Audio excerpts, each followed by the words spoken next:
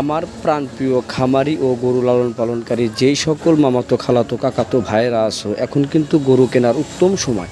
আর এই সময়ের মধ্যে সব সময় তোমরা উঁচা লম্বা এবং শুকনো গরু কিনবা, এবং এই গরুগুলা স্বাস্থ্যসম্মতভাবে ভেজিটেবল ফ্যাট লিকুইড ব্যবহার করে মোটা তাজা করতে পারবা মাত্র 2 থেকে 3 মাসের মধ্যেই।